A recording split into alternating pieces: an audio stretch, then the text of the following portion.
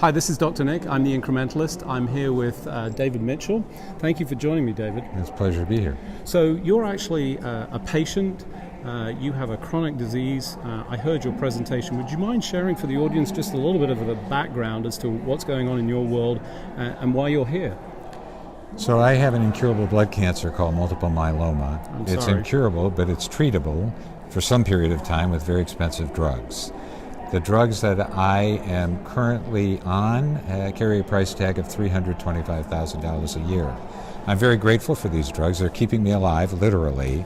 But my journey as a cancer patient taught me one simple fact, and that is drugs don't work if people can't afford them.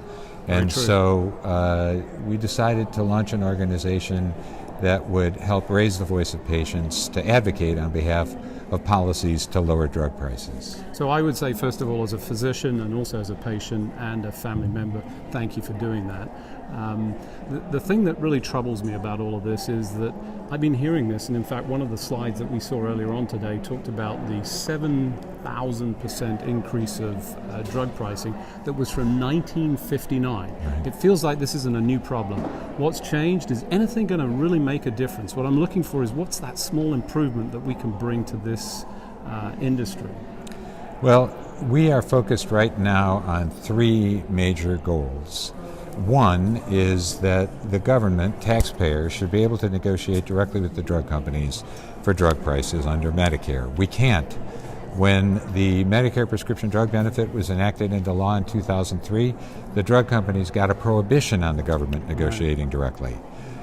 Every other country in the world negotiates directly, and they pay 30 to 40% of what we pay. We need direct negotiation. Second, there are middlemen in the system called pharmacy benefit managers. They run prescription drug insurance programs.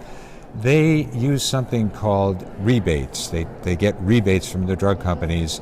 The drug companies pay them the rebates to get preferred positions on formularies. That's the list of drugs that a PBM allows you to buy. All of the rebates are secret. Nobody knows how they're used, where they go, how big they are. We need to end secret rebates and have a transparent system. And then the third is we have big abuses of patents in this country where the drug companies extend their monopolies by abusing our patent system. For example, 74% of the patents filed in this country on drugs are filed on existing drugs, not for new innovative drugs. We don't need to be giving people patents and monopolies to extend monopolies on old drugs. And so we need to reform our patent system. And there are actually bills moving through Congress on all of these things right now.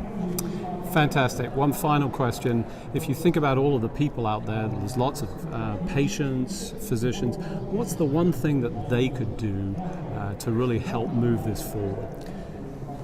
Patients, physicians, and others who want to make change on drug prices have got to get engaged in the political system. They have got to contact their elected officials at the state and federal levels, because there's reforms moving at both levels, and demand change. If we don't stand up and demand change, then the people with the money and the people with the power, the people who profit from the current system, will fight tooth and nail to keep it the way it is. We have to demand that the people we elect to office take action to help us. Fantastic.